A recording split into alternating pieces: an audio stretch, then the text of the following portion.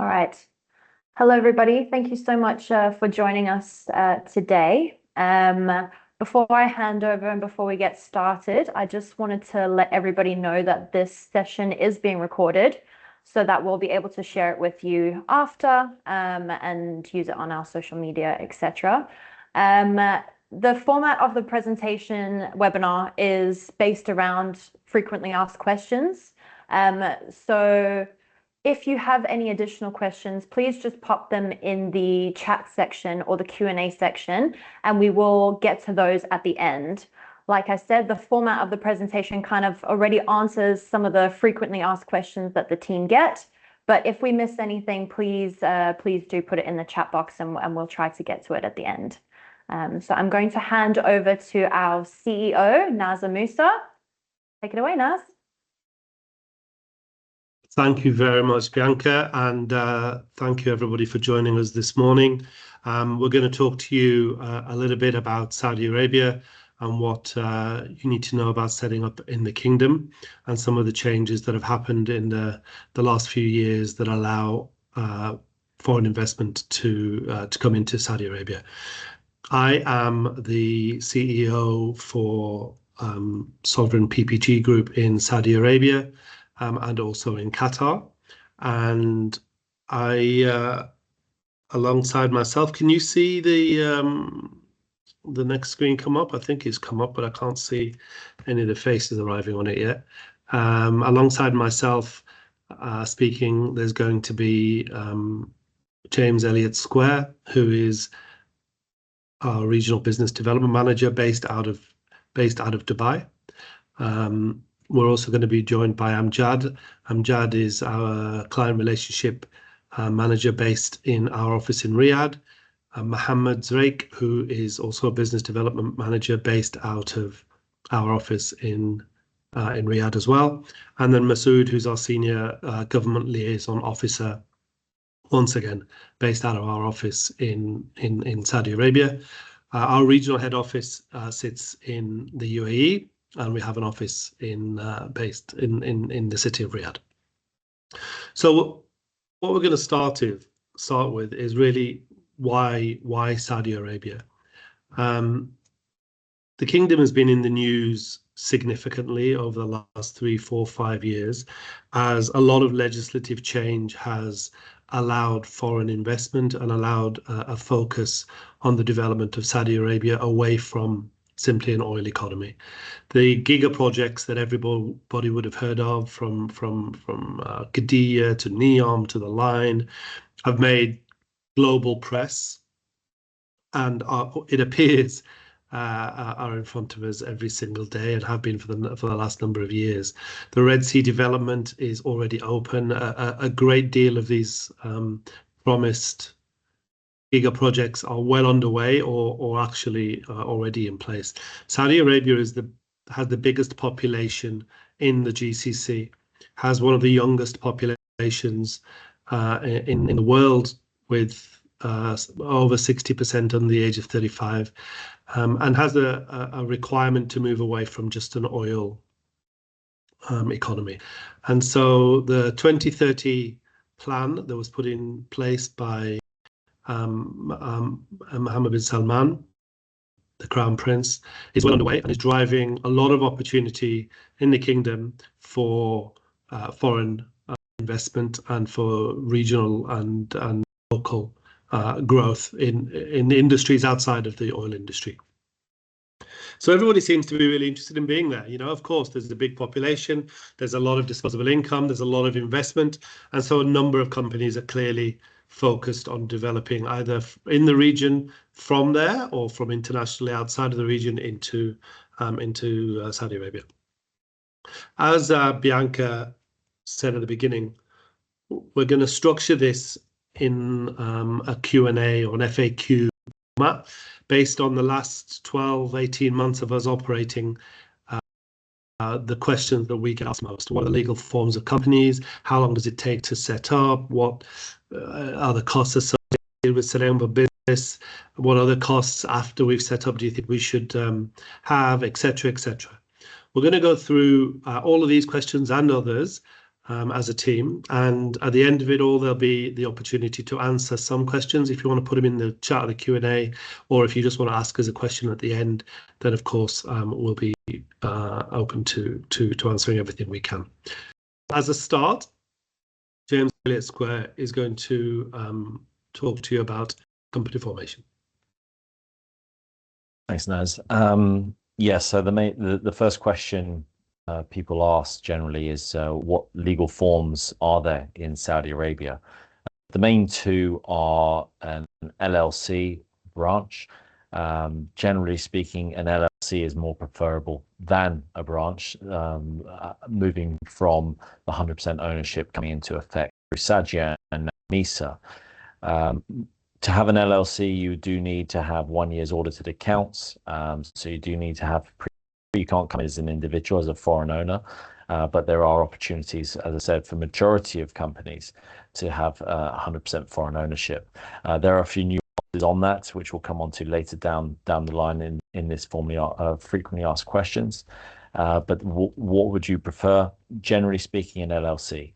Why an LLC over a branch? Generally speaking, a branch is linked directly to the parent company in the home country, so you're on the same profit and loss balance sheet, which can cause issues if there are any problems in the future, whereas an LLC will have a corporate veil, and with that in mind, you're protected by the share capital and the limited shares.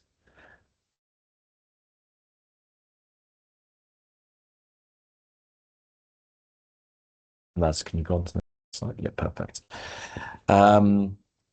RHQ, another significant question, and has come to the fore since January this year. There was a directive on having an operational company and an RHQ.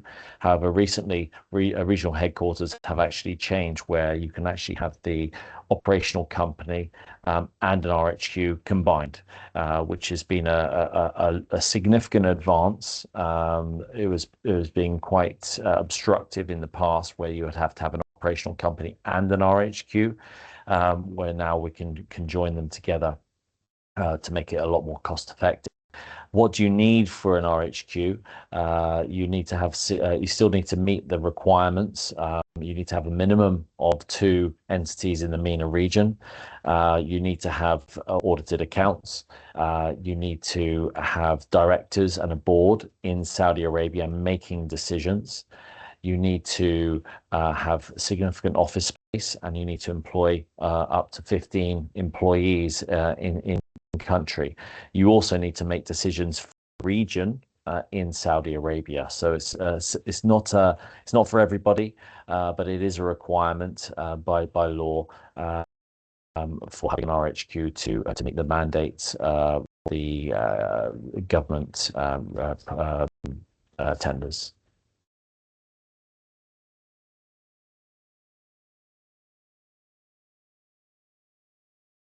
Hello, everyone. Sorry, I'm trying to mute. Yeah. Thank you so much, James. So we're going to talk more about the company activities in KSA. So the company activity is based, and it would be chosen under the based on the license type that the business would start with. The activities are divided. For example, we have the consulting activities, and the consulting activities, not all of them, the foreign ownership can add to their business. Some of them, such as the medical services, military sectors, recruitment, and the real estate investment in Mecca and Medina region. This would be 100% obtained for a 100% Saudi shareholder that would be obtained in the license.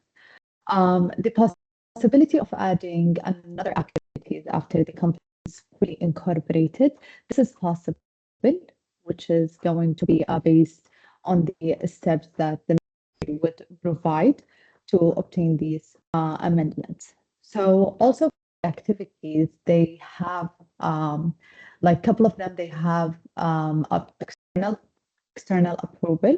So for the external approvals, we have two different types of that. Either it would be a pre-approval to obtain and add the activities, or like a post-approval, which is after the incorporation and the GM gets the full documentation in place. So moving over with the company license or the company, sorry, activity. Also for the company activities, the capital requirements, the share capital requirements, it's different from a license type to another or a business activity to another. For example, we have the trading. The trading, the capital that the ministry have set was the 30 million riyals, and it is divided between the cash and the assets. Also for that, the activity, which depends on the license type, not all of them will be this high as the trading activity. Also for like case examples, which is the software trading, which must have the 30 million share capital.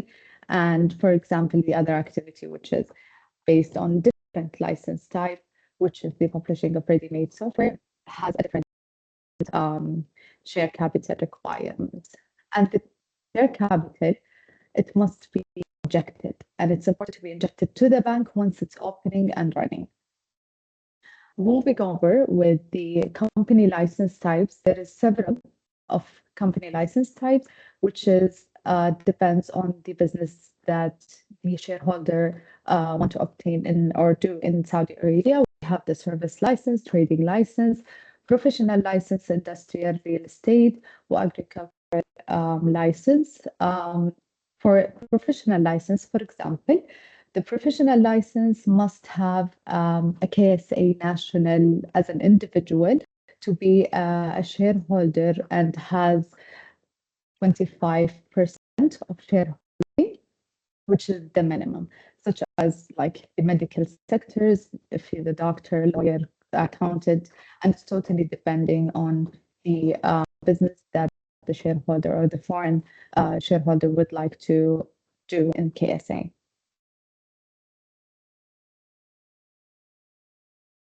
Okay, thank you, Amjad. So what are the requirements to set up in KSA? First, you would need to submit the audited financial statement in the same business activity for the past 12 months. So Ministry of Investment would require a copy of the trade license of the parent company.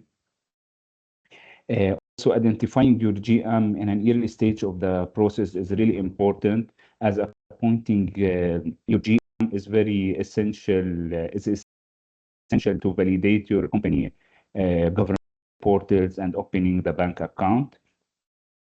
Other key documents are the Article of Association or Memorandum of Association, Power of Attorney for Sovereign Property Group, KSA team.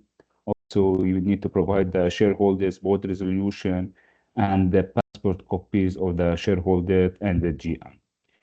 It's also very important to take into consideration that the first hire after the GM must be a Saudi national as per Saudization, which we will talk about in the next slide as well. Yeah, so what is Saudization? Saudization is a Saudi government policy aimed to increase the participation of the Saudi national in the workforce. So companies are required to meet Saudization quota based on their activity. The general guide is a 3-to-1, which is 1 Saudi for every three expats for most activities. So as the scale is based on activity, we can take an example for manufacturing, which would require a lower Saudization, retail would require higher. As mentioned earlier, first hire after the GM must be of Saudi national. This would allow the entity to obtain a quota to hire more expats. Failing to do so would have an implications when reporting, being awarded work, engaging with government contracts, also would suspend your governmental portals. The access to governmental portals will deny you or permit you from renewing your licensing or renewing your staff residency permit or issuing new visas and so on.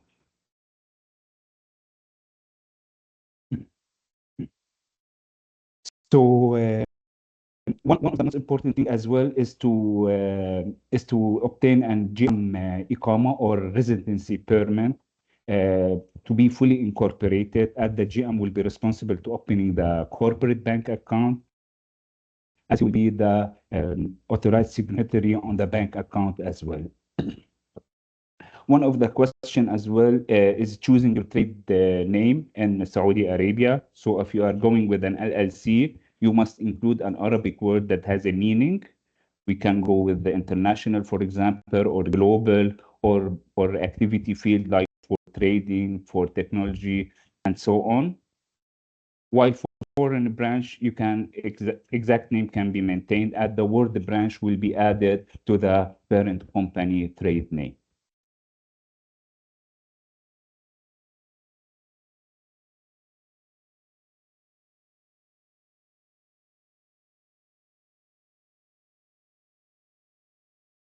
James, you're going to talk about the free zones now? Yeah. So the free zone's in a very, very early stages of development, as it states on here. It's relatively too early to understand the full ramifications of choosing a free zone over mainland. There's a few, as we said there, 1, 2, 3, 4, 5 options, and they are going to come to the fore very soon. They are available, but we don't understand fully yet the ramifications, as I mentioned earlier, about what will be for in terms of obtaining government tenders. The likelihood is not being able to do so unless it's offering a unique selling point. What the tax ramifications will be in terms, obviously, on shore, there's a lot of tax considerations which we'll come on to later. So right now we're not 100% sure of how that's going to affect your business. So currently we are advising clients to still stay to the mainland. However, we're keeping a very close eye on, and we have a good relationship with these free zones. And when and they are available on a more wider scale, we certainly will be promoting them, and we'll certainly be advising clients when and where to get involved.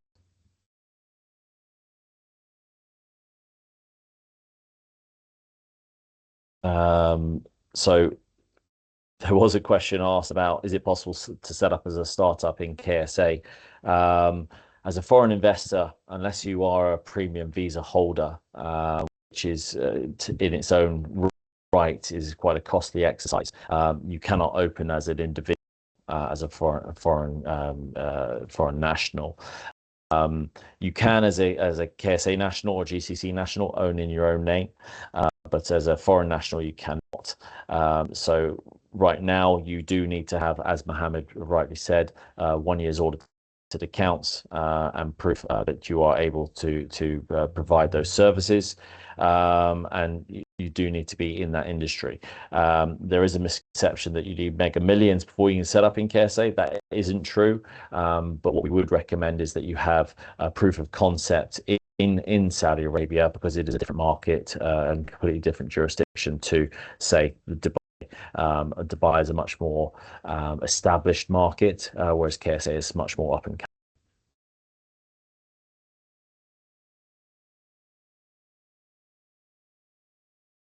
Additional factors. So Christoph asked, are you also able to help with finding a property suitable for production activities? It is mandatory to have office space or a registered office in Saudi Arabia. We certainly can connect you with agents and who deal with leasing or sales. We can put you in touch with either serviced offices, warehouses, or any of the land requirements you require for your specific activity. From the start, the activity on your CR will rule what you require, and accordingly we can put you in touch with the relevant parties. And how is office space measured? Well, with consultancy, generally speaking, approximately 100 square meters, whereas in other service activities, it is much smaller. You can actually get with a very small serviced office.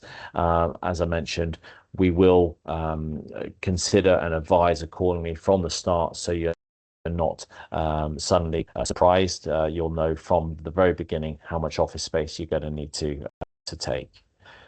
And then, is it the employer's responsibility to provide health insurance? Yes, it is. Like many other jurisdictions in the GCC, health insurance mandatory. There's different levels. So depending on what you want to give your staff, you can either go with the minimums, or you can give them a bit of a better benefit in kind and offer them better health insurance.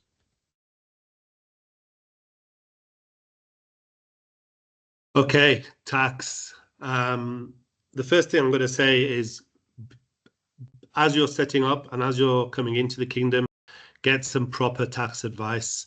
It is much more complicated than the UAE or other jurisdictions in the GCC. Withholding taxes in place between 5 and 20%. VAT is at 15% with a 300,000 threshold. There's corporation tax. There's zakat, which is a sort of a charity tax that is payable of 2.5%. Transfer pricing. E-invoicing is mandatory in the kingdom. The invoice itself has to be in Arabic. It can be in dual language, but there has to be Arabic on there, and has to have a QR code as well. So there's a lot of complexity around the tax environment in the kingdom, and so getting proper tax advice is vital. We as Sovereign PPG can help filing your VAT and filing all your tax requirements, but we are not tax specialists, and therefore the first and most important thing is to get some proper tax advice at the beginning of your process. What is the compliance and KYC level in Saudi Arabia? I think we're all seeing it globally. There's been a real focus on compliance and KYC to ensure that money laundering and other nefarious activities aren't undertaken in the name of companies. And KYC incorporation requires as stringent KYC as really any other GCC countries. They are looking to attract companies with good standing. And then once we have onboarded our clients to ensure that that they are compliant and that we know them well enough, during the whole process in the opening bank accounts, etc., further compliance checks will be put in place. These are things that we're experiencing as a company globally. It's not really specific to the kingdom, but it is definitely a focus to ensure that companies of good standing are set up and are operating in Saudi Arabia. And then what are the costs? What are the timelines?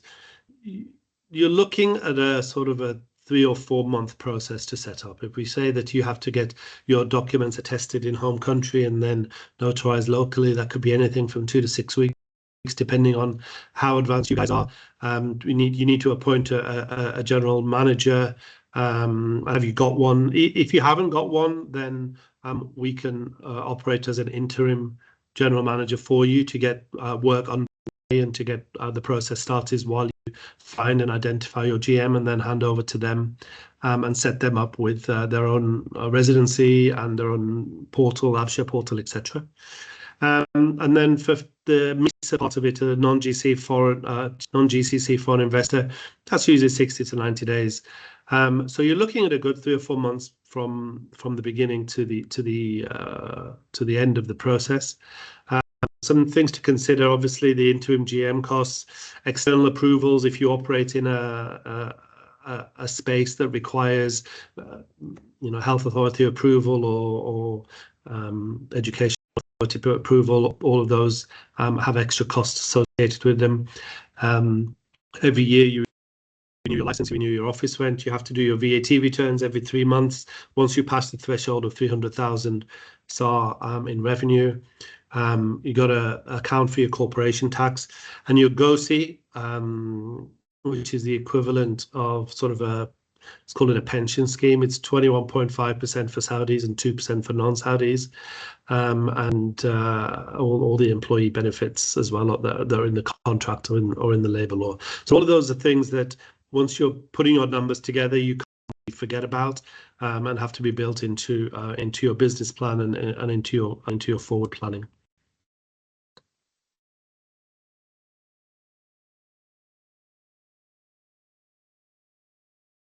Thank you, Nas. Hi, everyone. This is about the post-incorporation points where you will be going with registering the entity with Kiwa, which is a Ministry of Human Resource, where you will be managing the work permit issuance, renewal, period to the ICAMA renewal, also issuing the work visa, temporary work visa.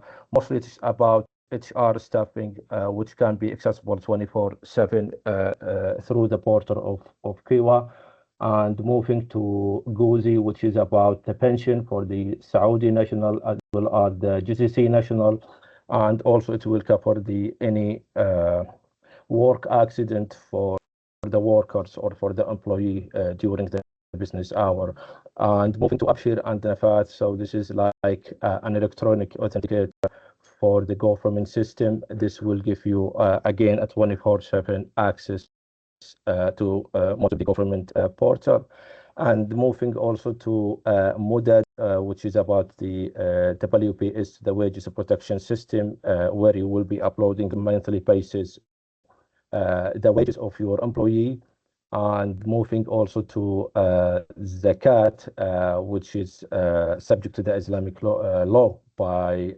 2.5%. And lastly, it is VAT, or tax, and this can also, be accessible through Zapka website. Yeah. Thanks, Masood. We'll go and answer some of the questions that are in the chat, or anybody has any other questions, please raise your hand.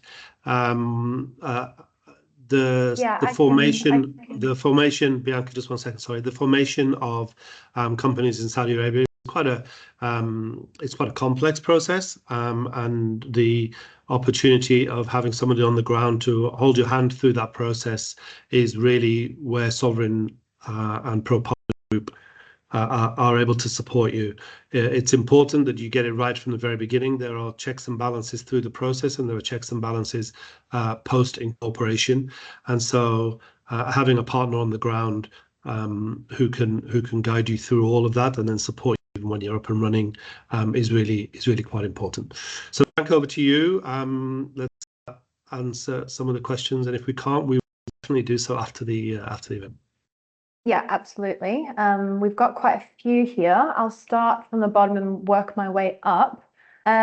Craig was asking about the example that we gave about trading activities and how that share cap, how to kind of find another license fit potentially. So he was asking there about the example of software trading company, and kind of when reselling cloud-based subscriptions from OEM and implement and support those applications. So James, do you want to expand on that a little bit further, please? Going to specifics on this is quite difficult with a very narrow brief. So what I would like to do is speak with Craig, and I'd get on a call with him and actually explain that. But there are certain ways around things, and we have great experience with that. Specifically, software we've seen numerous, I would say maybe even a dozen technology companies coming with us into Saudi over the last year. So I have really good experience with this specifically. So yeah, Craig, we can certainly help you. Feel free to reach out after the call, and I'll go into specifics with you and tell you exactly our advice. I think the key to that as well is that nobody's doing anything untoward or illegal. It's absolutely just understanding the actual activity of the company, and whether it is true trading or whether it is, you know, online or through other mechanisms sourced outside of the kingdom. There could just be different activities that don't require the 30 million paid down share capital for a trading company. And yeah, with software specifically, there's a few more nuances that allow a bit more creativity. Great, thank you. Then Reem also asked about a foreign company establishing a branch using the same activities as the parent company. She was kind of relaying that again to the 30 million share cap, but she said where the sale of the products and import and export is there options that don't require 30 million share cap. So once again, very specific, mm. and I think that it's the kind of thing that James Mohammed and the team can absolutely discuss. The branch of a foreign entity, I think the question I'm hearing is the branch of a foreign entity with the same activity, obviously, does it need to have the 30 million paid down in Saudi Arabia? Once again, and especially if the activity is handled outside of the kingdom, it needs a little bit more detail, I think. So reach out to James and we'll answer that question for you. Okay, then we have a question about HR consultancies. So this question was about having an entity in QFC in Qatar and whether opening a branch or another office in Saudi, if they open a branch or another office in Saudi, if it's only a one person, would there be a requirement to hire a Saudi national?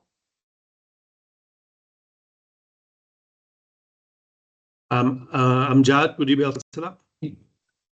Yes, actually, for the HR services and the consultancy of HR recruitment and so on, it falls under the professional license, and they must have a Saudi individual, a Saudi national individual to be a shareholder license as well. So you can obtain this HR consultancy registered.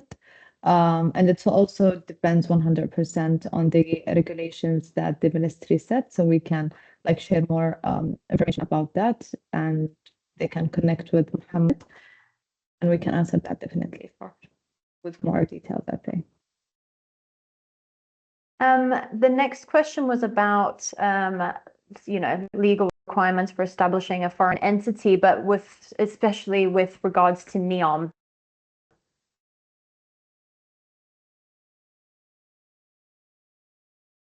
At the moment, there's no differentiator between formation within the Giga projects or within mainland. They're not considered as free zones, and so yet maybe that'll change.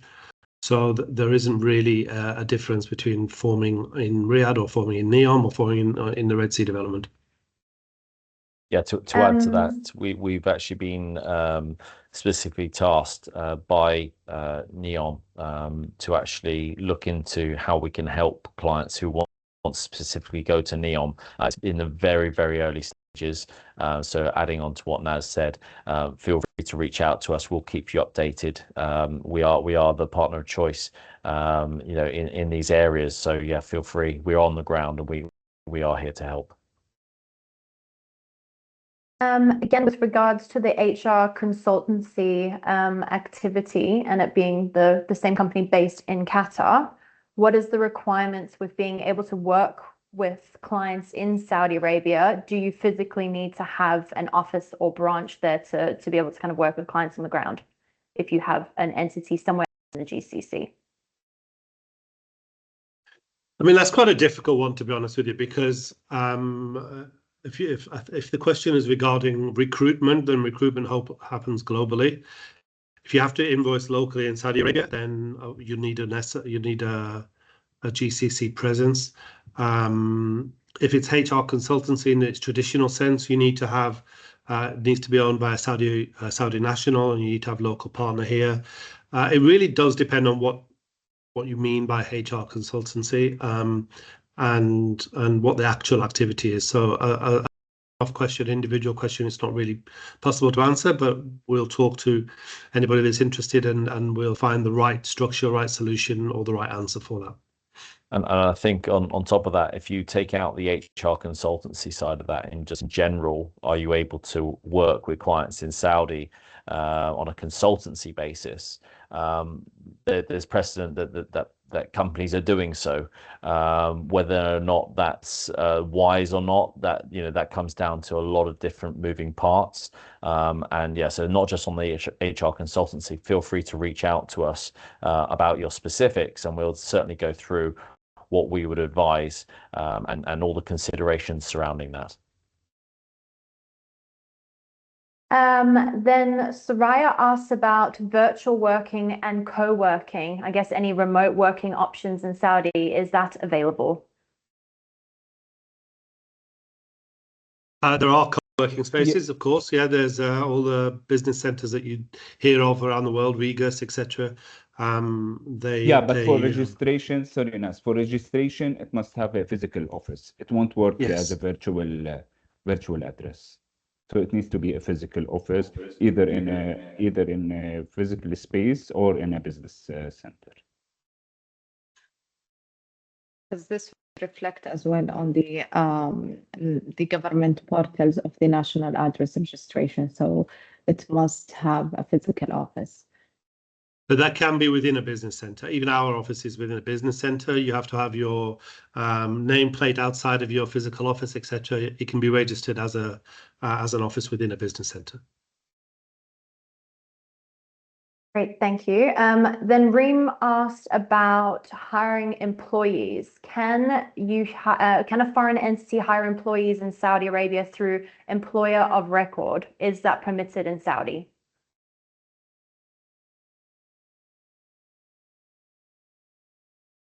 Anyone want to handle that? Yeah, I mean, you can hire people through an employment of record. Yes, you're going to be looking at higher fees, obviously, because there's an intermediary involved. I would treat that as a per case basis, and depending on what you're trying to achieve, how many staff you're trying to employ, we would advise on a case by case basis. It's not for everyone. You've got to consider many different factors. Also, there has been a new sort of type of employment visa that's been released in the last few months, which allows temporary work visas for Saudi companies. So if you, for example, have a project that you need someone in there for 3 months, it's a little bit less cumbersome. You can bring them in. You got to give them health insurance, but you don't have to worry too much about some of the other necessities of full employment in Saudi Arabia. And those sort of project visas are proving very useful for example, entertainment companies that have projects in the various things that are going on around the kingdom. Yeah. I think the main point on that question though, Naz, was that can a foreign entity, so I'm assuming it's not actually physically there in country yet. So the considerations on a temporary visa would be that a company does need to sponsor that individual. So you would have to have maybe a partner in Saudi to do so. And then with regards to the actual original question, can a foreign entity hire employers in KSA through an employment record? Yes, but depending on what you're doing with those individuals will determine whether or not you're going to be able to win the contract. You're going to have to probably have a partner in there, which is going to have to then do the contract. So just again, I know this is a repetitive answer, but a lot of these questions are very specific, and we would probably want to look at more of the specifics themselves to give you a full rounded answer for your actual requirement. And then Akarshak was asking about post-incorporation compliance, kind of getting a little bit more specific about submission of annual accounts and audits, and kind of any other details that we could share about what kind of constitute a company of good standing and kind of good maintenance. Yeah, all of the above. So that you hit your Saudiization requirements, you file your VAT every 3 months. You produce audited accounts every year. You pay your corporation tax if it's due, the cap payment on the Saudi or GCC part of the equity of your business, etc., etc. So all of those will keep you as a company of good standing, and then you fall into a bracket of how good of standing you're in, and that allows you a little bit more opportunity in some of the government tenders and some of the contracts that a lot of companies are working towards. Anthony asked about RHQ requirements. What are the requirements to make up the board of an RHQ? In particular, do they have to have specific residency or citizenship? So a director of boards, the directors on the board are required to, for the RHQ specifically, are required to be residents, hold an Iqama. They do need to make the decisions inside of the country. Now, things change in Saudi fast, as we've seen with RHQ specifically. So previously it was an OPCO and an RHQ. Now we can combine them. You need to make the operational company first, and then the RHQ. You still need to adhere to the RHQ requirements, as I mentioned earlier on in the slides. But with regards to the board, they do need to be employed effectively and have an Iqama, but they do not need to actually reside there. They can be in and out the country.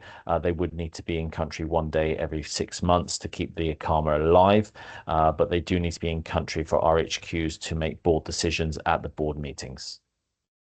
And just to add to that, currently, and this can change as well, as a foreign national, you're permitted to have 2 GCC residencies. So as an example, myself, I'm a resident of Saudi Arabia, but I'm also a resident of the UAE and spend my time between the two. So there is that opportunity, but that once again, that could change at any time, like everything in this part of the world. Natalia was asking about the incorporation timelines that we gave, about 3 to 4 months for full incorporation.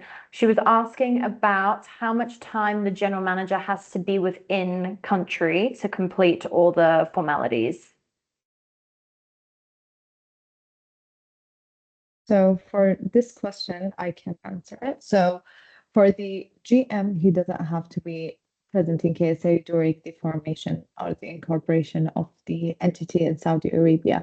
The only time that the GM must be present is when we apply for the residency. So this is the only time that the GM must be present in KSA. But for the whole formation process, no, it's going to be done by us, for example, and once the residency gets, the application would be submitted, the GM must be on ground. And then once that starts, you're looking at sort of 2 to 3 weeks, Natalia, for the residency, the health, you have to do medicals, etc., etc. And obviously that individual has to then go and open bank accounts, etc., etc. So I would say 2 to 3 weeks once the formation is done in order to get all the sort of the personal registrations, etc., in place, and all the portals set up as well. Natalia also submitted another question about considering all the requirements, including the audit, etc. Can an expat individual who has a similar business outside of Saudi become a shareholder in a new company, or can it only be a corporate expat shareholder? So if that question is around starting the business from scratch in Saudi Arabia, then I think, as James said earlier, it's not a real focus of the kingdom at the moment. That's really focused on entrepreneurialism within the Saudi population. If that individual has a business outside and brings that business in, as long as it's been operating for more than a year, and we can see some accounts based on that, then that's relatively easy to do. Or if the individual just wants to be a shareholder in a company that is owned by a Saudi, then I think that's an individual shareholder conversation. Majority ownership, though, has to be a Saudi national. Jamil was asking about age limitations, if there are any, about issuing the Iqama or work visa for a foreigner to work in Saudi under the employment of a foreign company based in Saudi. So essentially, is there an age limit on obtaining an Iqama? as an employee? I'm assuming that's a top age limit, not an underage age limit. I don't know if I have an answer for that. Jad, is there a maximum age limit for a foreigner to work in the kingdom? It could be minimum as well. So- Do you have to be 21 to? They must like exceed the legal age. Otherwise, it's not gonna be like I would But say what- 21, as per the Okay. last we've heard from the Ministry of Labor. And in the But UAE, yeah, it used to be correct. 65. Is there a maximum age, Jad, in the kingdom?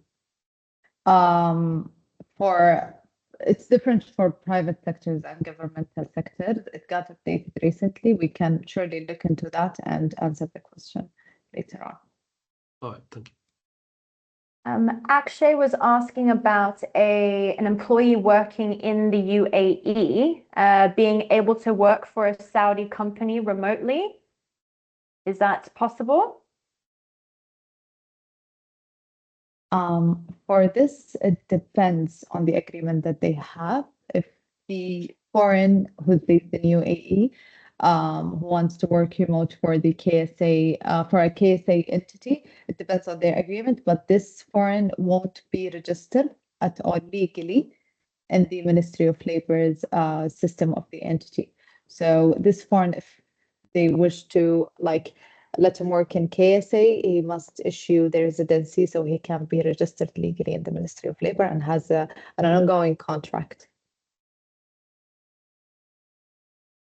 Jamil was asking about Saudization again, just for how many employees would one need to be a Saudi national?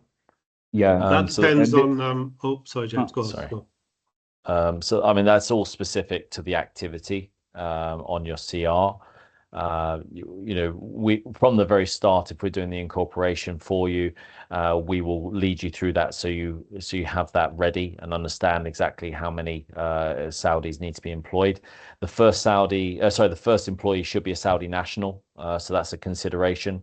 And then leading on that, the general rule of thumb is one Saudi national per 3 foreigners. However, in certain sectors, it can be a lot higher, like retail, and a lot lower in like the industrial activities. So we will guide you. We will tell you what to consider, but the general rule of thumb is 1 in 3. I think professional services is 1 to 1. I think as you say, some of the blue collar labor is 1 to 8. It all depends on the activity, Jamil. And then Savio was asking about the activity list and how to obtain it. You can just ask us, and we'll help you out with that. Yeah, Exactly. we can either send it to you, or we can actually guide you through it. So one of our I would say our main services is the pre-engagement. We guide you through what you currently do, because obviously every company or foreign company looking to come in already has an activity, or they know what they do on a day-to-day basis, and they know what they're trying to achieve in Saudi. So we can certainly guide you what best activities will suit you and what you need to navigate into this new jurisdiction. But on going on from that, and that actually leads on to one of the other questions as well, is we are on the ground. We are physically there. We're not going through any agents or any other law firms. We are physically there. We have great experience, Amjad and Masood here, and the team, Mohammed and the other members. We are there. We have experience. We know what we're doing. We're speaking Arabic. We have a great legal team as well. We are there to make sure you navigate into the kingdom, but also afterwards. So our accounts team, we have a fully fledged accounts team to lead you through that. We can do the bookkeeping, auditing, accounts. We can assist you with the filings on the portals, Zakat. All these different portals, there's numerous ones. In a vanilla transaction, you're looking at 10 or so different portals. You need to file correctly. It's not just filing, you've also got to do the payments, you've got to do your payroll, you've got to do your GOSI. So there's lots, and I don't want to confuse too many people with all these acronyms, but it's really important to trust in a trustworthy company like Sovereign PPG to make sure you are compliant and also navigate it. We will help you long term take it over yourselves, but making sure that you are compliant in that first year is paramount. Lamia was asking about retail and wholesale activities, about it being more cost effective to have an LLC or a branch, or to set up a whole new commercial entity with a local investor.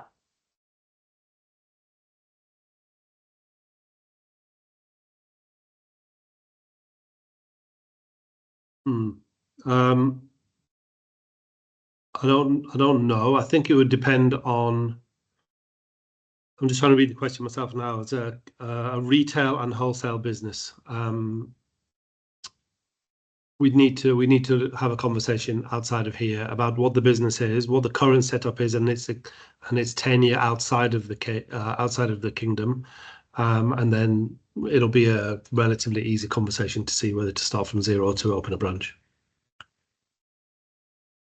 Yeah, I think that's fair. So Savio also asked a question about having a company registered somewhere else in the GCC. So having a GCC national shareholder or sponsor, would that same sponsor shareholder be able to open the KSA entity, be used to help open the KSA entity? GCC national. Yeah, so he's a Qatari. Yeah. So sorry, is he the owner, sole owner, or is he the sponsor of a foreign company? It just says, it doesn't get that specific. It just says having a Qatari sponsor or shareholder. Can the same sponsor be used to open the entity in KSA? So I'm assuming they're saying that they've got a Qatari company and it's 5149 with the model of a sponsor. You need to be extremely careful. Not only should you take legal advice on this, there's a strong anti-fronting law in Saudi Arabia. It's certainly something you do not want to get caught up on the wrong side. There's incarcerate penalties. There's financial penalties, both for the sponsor and the foreign party if caught. The main reason behind that is zakat and the corporation tax. There's different levels for non-foreign, so there's for KSA nationals, GCC nationals, and foreign nationals.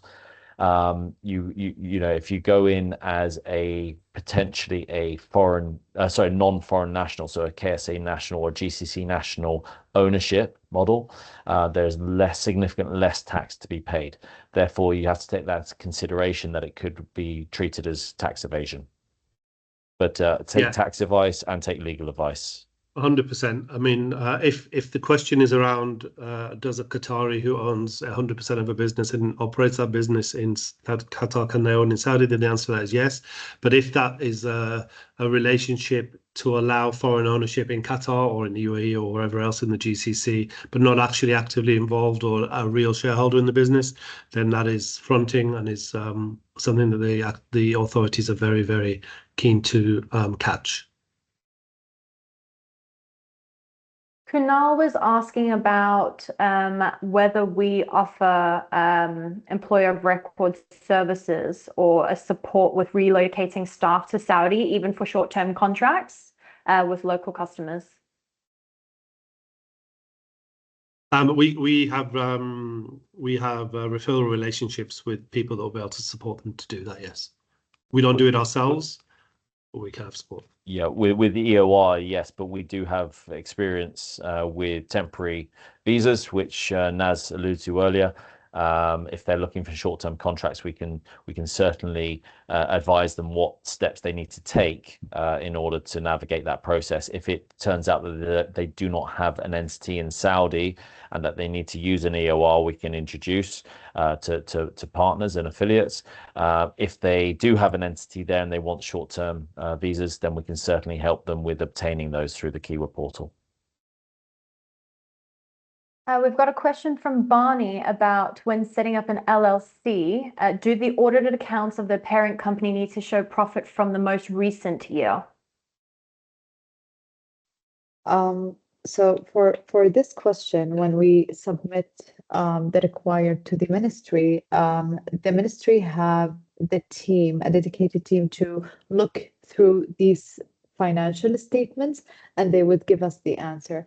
The company would be so the approval of the application would go back totally to the ministry, and the client and the company would be updated for sure. So we can't like give a straight answer to that because it totally goes back to the ministry and it depends on the activities and so on. Yes, I I think I just want to add one more thing that we can submit the financial statement showing a loss, but at the end of the day will be the MISA call. We had the previous scenarios where it was accepted, but we can't guarantee. At the end of the day, we need to submit to MISA and then get their answer. Great, thank you. Abdul was asking about, can a foreign entity open up a medical clinic in Saudi Arabia? Is that a permitted activity?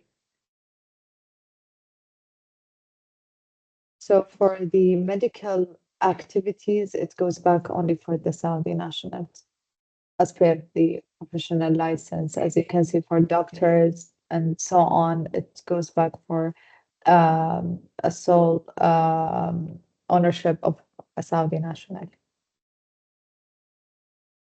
Okay, thank you. And then we've got one more question here. Otherwise, I think we've made it through most of them or all of them.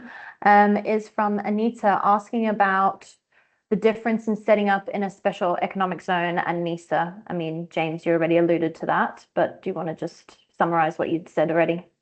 I mean, yeah, it's really too early to tell. Mainly the difference is what the ramifications will be, and we don't fully understand those yet.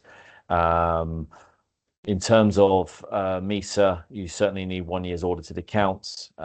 You need to provide those with all the constitutional documents. The same will be required for the economic zones as well. And they are not just going to let everybody into those economic zones. They are going to be very specific to start with, akin to Dubai in the early days. They wanted you to, for example, if you wanted to come to DIFC, you needed to prove that you were able to get in there. So depending on the activity will also determine which economic zone you need to go to and what the requirements will be thereafter. So feel free to reach out to us. We can do the research for you on your specifics and give you some detailed answering, and then project a planned step plan moving forward.